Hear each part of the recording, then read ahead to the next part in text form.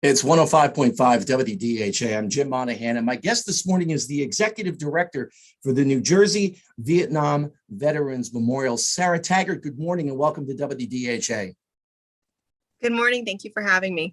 And the museum now is back open, but to smaller groups, if I'm not mistaken. I believe the number is 16. Yes, so we're fully open onto our normal hours. We do have a restriction with capacity inside. So, 16 is about the group size. We're still offering tours with our Vietnam veterans, which is a really cool experience if you haven't done it. And, everything is as normal as we can possibly make it. 117,609 New Jerseyans served in Vietnam, and more than 1,500 of them gave their lives. When you have groups and individuals come through the museum, Sarah, who do you find to be the most affected? Is it adults or is it kids? Maybe their grandparents served in Vietnam. Who are the most affected? That's a great question. You would think it would be the folks who lived during the era, but largely it's not. It's the high school kids. They come in and we make a real effort to connect them with what it was like when our vets who are spending the day with them served. So we show them images of what they looked like when they were 17, 18, 19, 20. And it really hits home that these kids, are either 18 or they're a couple years away from being what they would have been drafted. And it really does hit them in a way where they connect. And a lot of times they get very emotional and they'll say things like, oh, my grandpa served and I didn't really know what he did. And, now I look at him differently. We noticed too, we have 2 scholarships we offer each spring, and they are focused on writing a reflective essay based on a visit with a vet on site. They tell a lot about how this impacts the younger generation. Yes, the folks from the Vietnam era, they come in and they have sort of more of an emotional connection to it, but I see the lasting impact with the younger generations. You mentioned high school. When I was in high school, there was an issue of, I believe it was Life magazine, and it had 1 week's dead. And it was 243 young Americans who had been killed the previous week. And I remember looking at that issue, Sarah, and I was at the back end of all of this. I was draft eligible during Vietnam, but the draft had stopped. So I was a little too young for it. I did have to go through the lottery and get reclassified in the draft physical and all that. But I remember looking at that issue and seeing page after page and thinking, he's 18, he's 19, that kid is 18, that guy is 20, and they were just a few years older than me. And that issue and those images really, really stuck with me. And I found when I went to the museum, seeing again pictures of kids about that age really had an emotional impact on me. So I hear what you're talking about with those kids, those high school kids who are now coming and seeing, and again, it's probably their grandfathers, but seeing what they went through at that time, it is an emotional experience. And for them too, Jim, when they have to sit and kind of ponder, okay, I'm sitting here playing with Snapchat on my cell phone, or I'm doing TikToks with my friends. The reverse, when they kind of think back to what our vets and your generation went through, that was so different for them. You guys were all so fearful that you were going to get drafted, and what did that mean? And you knew people who were drafted and many who didn't come home, and it really kind of changes their mindset immediately, and you see it sort of click. And I don't think that's a bad lesson for the younger generation to learn. Sarah Taggart's our guest this morning here at 105.5 WDHA. She is the executive director of the New Jersey Vietnam Veterans Memorial that is down in Holmdel. They do some wonderful things there, whether you go just to look at the memorial or the tour as well.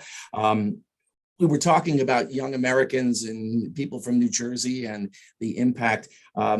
I find the Vietnam generation to be very unique. We talk about the World War II generation as the greatest generation, and certainly what that group of men and women accomplished in the 1940s. You could never thank them enough. But the generation that went to Vietnam, and Stephen Warner is a really, really good example of it. There's a thing on your website, As You Were, Words and Images from Vietnam. And he was young, college graduate, against the war in Vietnam, got drafted, and went anyway. And that, to me, the sacrifice. Now, here's somebody who didn't agree with what the United States was doing at the time and still said, I'm going. This is what my country has asked me to do, and I'm going. And reading his letters home, reading his journal entries, seeing the photographs, and especially when you get to the end and you realize that he's about 2 weeks away, I think, from being killed in Vietnam. You want to talk about a chilling read on the website, Sarah. That it was incredibly emotional to read.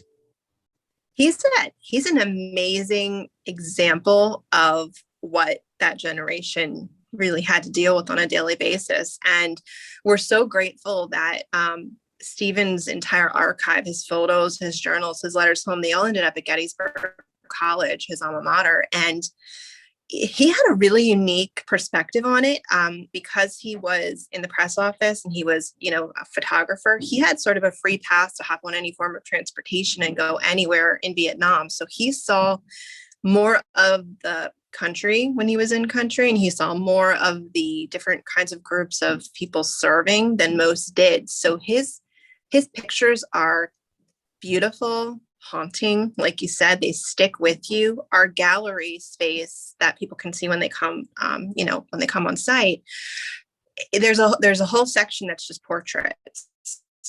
And we don't know who the gentlemen are. We don't know if they made it or if they didn't. We don't know how old they are, but they're staring at you, and you can kind of see the I'll call them, they look like boys. They look fresh faced. They look energized.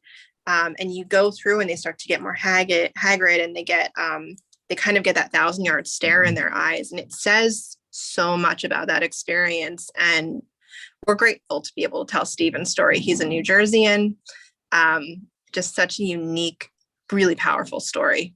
Those pictures, by the way, range from, as you said, pictures of young kids, some holding weapons, some just interacting with each other. There's a Catholic priest saying mass with a few soldiers around him. It's really quite emotional and moving when you watch that. Sarah Taggart, the executive director of the New Jersey Vietnam Veterans Memorial, our guest this morning here at 105.5 WDHA. One of the other things that you do is the Third Thursday Vet Chats. Tell our listeners about that, Sarah. Sure. So that was one of the pivots we had to make during the pandemic. We do a lot of on-site programming, and one of the experiences that is unanimous across the board from people who visit, regardless of their age, is the engagement that they can have with the Vietnam vets who lived and made this history. And it makes our site really unique. And it's a takeaway that really lingers with guests. So we started this third Thursday Vet Chat, such a tongue twister, stories were captured and shared. So our curator, Mike Thornton, sits down one-on-one and has a really intimate, in-depth conversation with a veteran.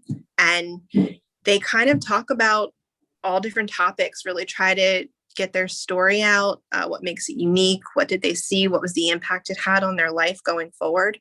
But we use that as a lens to tell the bigger story, that these legacies matter. They're still relevant. They have connections to today. I mean, a lot of our vets, their kids have served in the military, and, there's a legacy that continues. So we're excited that the public has really embraced the program. Our vets love doing it. And it helps us make sure that we're getting those histories documented as well as that generation is aging.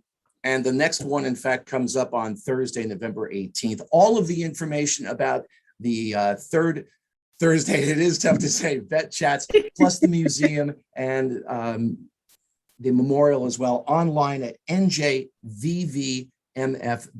I highly urge our listeners here at DHA to go visit the memorial. It is very, very moving. Sarah Taggart, the executive director of the New Jersey Vietnam Veterans Memorial, thank you very much for spending time with us here this morning on WDHA. Thank you so much, Jim. It's been a pleasure.